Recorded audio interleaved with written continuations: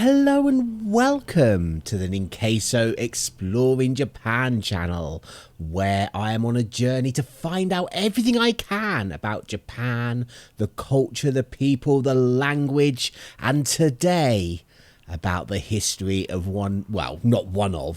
my favourite games company, Nintendo. So yes, I'm going to be taking a look at when this video was released, 130-year history of Nintendo. Now, I am fully aware that Nintendo didn't start with Mario or even Samus Aran here.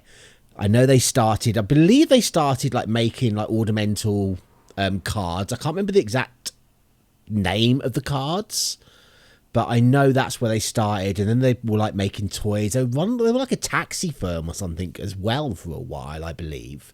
And I know they were based, is it in Kyoto? There was their original place, because you can stay there as a hotel now, which would be interesting. But yeah, hopefully this video will like give me more information and refresh my memory on the things that I have forgotten. So let us grab our green tea. I don't have any green tea, so I can't grab anything. I don't know why I said that. But let us make ourselves comfortable, grab a drink, sit back, and find out about the history, the weird history of Nintendo. Nintendo predates video games by a good 100 years, having started learning about game design as a humble card company in 1889. But even when the fledgling company was learning about game design and the playing card business, it would be some time before the company settled on... Oh, what game's that? Ooh, I don't know. I think it begins with a Z. video games as its main source of profit. So, what was the journey from Hanafuda cards to Pokemon? Hanafuda, that's the word. Hanafuda cards to Pokemon cards. How did they grow the video game company off the backs of a taxi firm, and when did See, I knew there was a taxi firm in there. Mario change the game forever? Mario. Well, it's time to learn how history works as we walk through the history of Nintendo from a playing card company to the biggest media company in the world. And before we start with the company, we need to start with the man, Fusahiro Yamauchi. Fusahiro Yamauchi founded the company under the name Nintendo Koppai on September 23, 1889. I do seem to remember that. Focusing on hand-painted Hanafuda cards, a traditional Japanese game with images of flowers on their faces instead of numbers. It was a response to the Japanese government lifting a ban on Hanafuda. Other card makers knew the unpopular game would disappear as quickly as it arrived, but the eagle-eyed businessman knew that his hand-painted work would be enough of a gimmick to make an impact on the market. They do look quite nice. Obviously, I don't know what Hanafuda actually is, because these cards seem very different from, like, playing cards in this country, as in they're just pictures. From here, the company started to slowly grow into Japan's largest card-selling business, but the plucky entrepreneur at the helm was keen to experiment with other markets. After all, by 1902, the first Western-style playing card was being prepared for export, there you go. Clearly, the company had room to grow. Didn't Nintendo, like, be one of the first, like, their first license was actually Mickey Mouse or something on the playing cards, if I remember rightly? Oh, perhaps Nintendo was going to be cross-purpose in the same way that Sony now does with electronics and movies? For now, the company focuses on what was in front of it. But this instinct to try new things would become an underlying philosophy for the company, both in game design... That is one of the things I do like about Nintendo. They don't always hit when they do it, though, but they do take gambles and try to innovate things and don't just play it safe, should we say. And in which market to enter. Then a few decades later, there was change. Founder Fusahiro Yamauchi had been running the company from inception right up until 1929, when he anointed his son-in-law, Sekihiro Yamauchi, the successor. Unfortunately, a stroke forced Sekihiro's early retirement in the 1940s, which meant that the company needed a third president fast. So, who did Sekihiro select to take over? I don't know. That's what we're here to find out. Managers who he had brought up as they built the company together? I'm going to guess no. Or was it his 22-year-old grandson with the same name as him? No high score for guessing which way he went. Hiroshi Yamauchi was still in college when he was confronted with this choice. He would later say of this historic moment in the 2010 book, A History of Nintendo, "It would be a lie if I said I was enthusiastic about taking over Nintendo. I was young, I had mixed feelings, but in front of me, I had a family business with no head and all of its employees waiting to know what was going to happen to them." Part of the young Yamauchi's stipulation for leaving school to work for the family firm was that there was no family. Yamauchi wanted to be the only Yamauchi, to which his grandfather Yamauchi, not to be confused with the Nintendo founder, great-grandfather Yamauchi, agreed. As one might imagine, longtime employees weren't too keen on this inexperienced college dropout calling the shots. Yeah, I can imagine that really didn't sit well. Because obviously, like, there's the whole culture of respecting elders and things, and you've got this young kid basically coming in, calling the shots. They didn't take him seriously and resented him. But Yamauchi offered them a peace deal by firing anyone who questioned him. The first on the chopping block were the longtime manager. That's kind of a deal, isn't it? Question me, you're gone. Bye. From his great-grandfather's reign. But aside from internal changes, there were going to be external changes. The company was renamed to Nintendo Karuta, and the new HQ was set up to be in Kyoto in 1952. Clearly, he had ambitions, which are probably what helped them. Where was it running before then, if it's gone to Kyoto then? 'Cause I thought that's where it was founded. Who knows? Become the first to successfully mass-produce plastic playing cards in Japan in 1953. Then, 6 years later, Nintendo struck a deal with Disney to put their characters' faces on their cards. I knew this. That helped them sell an unprecedented 600,000 units in 1 year. Based on this success, the company changed its name once again, this time to Nintendo Co.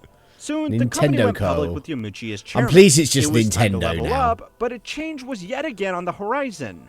Yamauchi took a visit to the United States Playing Card Company, the world's biggest manufacturer of playing cards, and what he saw shocked him. A tiny office, a tiny factory. This was the biggest card company in the world, and had the bank balance to prove it, but it didn't seem big.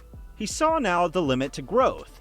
Upon returning to Japan... I'm guessing, like, with playing cards, though, you don't really need massive area because they're quite small. So... Yamauchi decided to diversify the company. This was the where the taxes come in. For goodness sake. The whole world was changing, so it was time to experiment. New ventures included a taxi company, which he dropped when unions got involved, a love hotel, which he apparently frequented, and individually portioned instant rice. I've heard about those love hotels. It's because they all failed. Nintendo was now on the brink of bankruptcy. It was almost game over. So whatever he was going to is this when they turned their attention to toys? Next was going to be the last gamble he could afford. Then one day, Yamauchi spotted a factory engineer, Gunpei Okoi, playing with... Is this the grabby thing? Where, yes, I can see it fading in. The grabby thing. With a simple homemade extendable claw to entertain himself on break. Yamauchi demanded that this claw enter production, and then the Ultra Hand was born in 1966. Yeah. It sold 1.2 million copies in Japan alone. But it well, was you can pick your cards up with it. Convinced Yamauchi that toys were the way forward. He set up a new research and development studio with Yokoi promoted to head it, and by head, he was the only one. Actually, that's not true. Another employee tagged along to do the finances. There you go. It's the 70s now, and Nintendo is starting to take note of these. Is this when they're going to start getting into the games? Donkey Kong. In 1977, they would release their first ever console, the Color TV Game 6. Now that I see that, I do remember seeing that before. I can't remember where I've seen it. I think it's mainly just a Pong game, isn't it? Really? A knockoff version of the arcade hit Pong. It sold 1 million copies, which justified greenlighting the Color TV Game 15. Interestingly, each unit sold actually lost Nintendo money. Yamauchi correctly identified the steep pricing as to why home consoles hadn't taken root, while arcade machines were raking in quarters from one machine. Nintendo got around this by shaving development costs and pushing the sale of their slicker, bolder CTV G15, which had double the amount of games. Yet their successes were not being replicated over in America, where they had newly set up Nintendo of America in 1979. After Radar Scope, an ambitious arcade cabinet had failed to capture attention overseas. I just saw Kelly like creeping down the back. You need to skip back of like 10-20 seconds if you want to catch her. it seemed once again that the company had reached the limit of its success, first in playing cards and now with this trendy new toy of video games. They're gonna go once big. Again making an appearance, this time by changing thousands of unused radar scope cabinets into a game about a monkey Donkey throwing Kong. barrels. Shigeru Miyamoto is probably the most famous man at Nintendo other than Mario.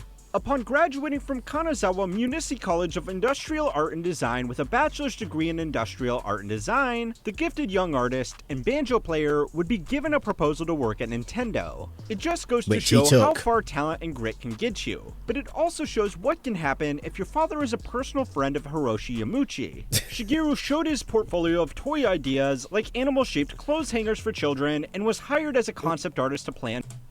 She's in the way again. She did this in the bear video too. Is she in the way? Come on then. Come on. No, you're not coming. I'm not streaming. It's all right. Kelly.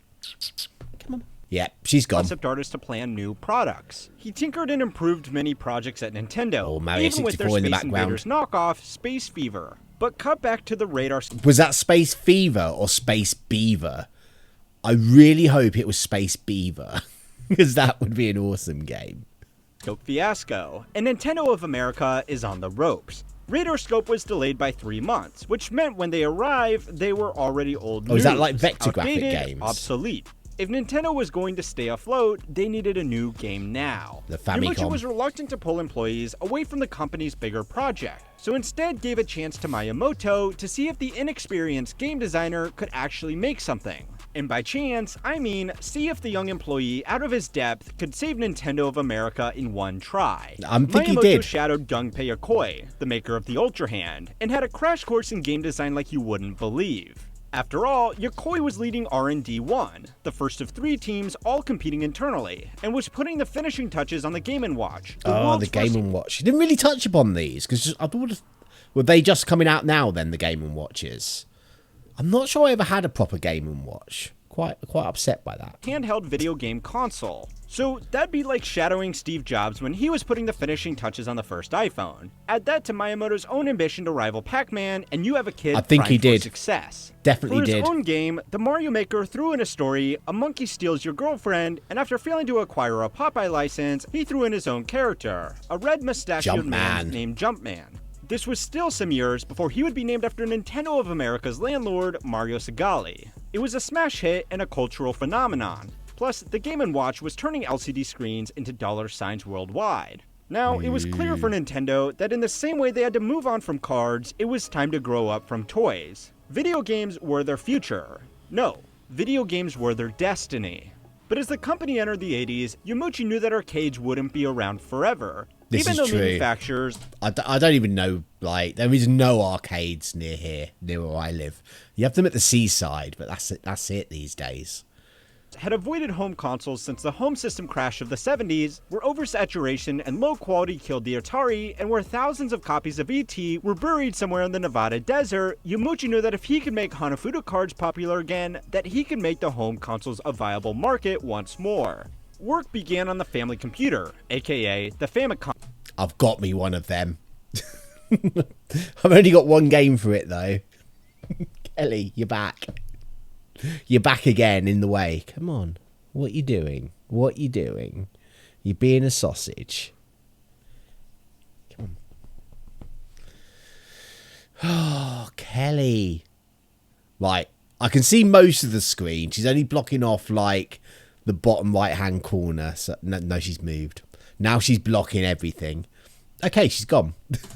Or NES as it was known outside of Japan, with Yamauchi so confident in Nintendo's new console that he promised an electronics company 1 million unit orders within 2 years. That goal was achieved quickly when the console launched in 1985. Nice. What game Now, did it Yamauchi launch had with? realized the importance of software.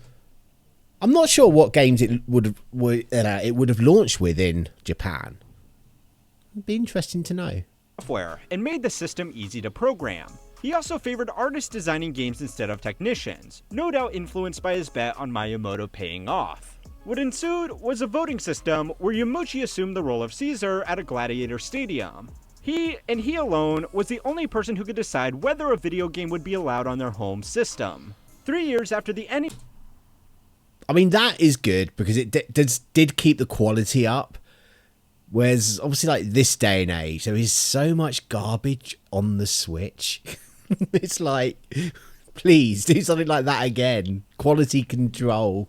NES changed the company and the world. Yokoi unveiled what would be his magnum opus, the Game Boy. Alas, Yokoi would die in a car crash 1 year later, and never saw how his handheld creation inspired the likes of the DS and even the Switch. And he wouldn't even live to see how his own video game series Metroid would receive fewer updates than Microsoft Paint. But he had seen how his apprentice to stellar Super Mario Bros. Had already become a video game icon when it... I mean, to be fair, Mario Brothers was just like, I don't know, it was something else. It really was when you first played it. I remember first playing it round with friends, and it was their Christmas present, but they knew where it was hidden, so they were playing it before Christmas. When the parents were out, it was quickly grab the Nintendo out, play Mario. Debuted alongside the home console's launch. Now, it's 1989, 100 years after Nintendo was created, and the company is a household name globally. Playing cards and toys are no longer a large part of the company's revenue streams, but they would eventually return over the coming decades to service the franchise and characters of their popular video games. Time will tell if Nintendo will... That's the thing with Nintendo, is like there was so many like classic characters from Nintendo that I think a lot of the other sort of, obviously Microsoft and Sony kind of lack, like that kind of recognition. You know, you show Mario to pretty much anyone and a lot of people are going to know who it is. Will return. When you show Nathan Drake to someone, I'm not sure I'd recognize him. Turn to taxis or love hotels with Mario and Pikachu's faces on them. But seeing as the company is veering into its own film studio, Nintendo Pictures, it's fair to say that Nintendo has bigger ambitions. Well, yeah, I'm going to guess this came out before the success of what was the Mario movie, which is just like gone mental, isn't it? Just like it always has. Looking back on Nintendo today, there's a lot of good things to say about them. But how will historians think about them in 100 years from now? Or what the hell will they think about us? That depends. That depends what they do with their next system. Please, just make it like a Switch again, just a bit more powerful. Just keep that hybrid console going, you know? But yeah, I think that's it. I think they're going into like a an advert now. Yeah, they are. Let's find a picture of Donkey Kong to leave it on. But yeah, that was interesting. I think I did know a lot of this because I am a bit of a Nintendo nut, really. You can probably tell by the name of my channel, having Ninqueso, because, you know, I like my Nintendo stuff. And if you want to see me play Nintendo games, I quite often play them over on my Twitch channel, twitch.tv/Ninqueso. Not there that regularly, but I am there sometimes, so head over there and give that channel a follow. But anyway, let's look at this. Who was this video by? This was by How History Works. If you did like their video, I'll leave a link down in the description and pop over to their channel and give their video a like. But if you did like my video, please do the same for me, because that really does help the channel, and I would like this channel to grow and get bigger, get seen by more people. But that is going to be it for today. Thank you so much for making it through to the end of the video. I really do appreciate it. And if you did make it this far, let me know down in the comments. And you can put the secret word, banana. It's because Donkey Kong. And I just love the, ooh, banana thing from Donkey Kong 64. Best bit about that game. And if you want to see more of my videos, then make sure you go down and subscribe. But until next time, just be nice to people. Bye.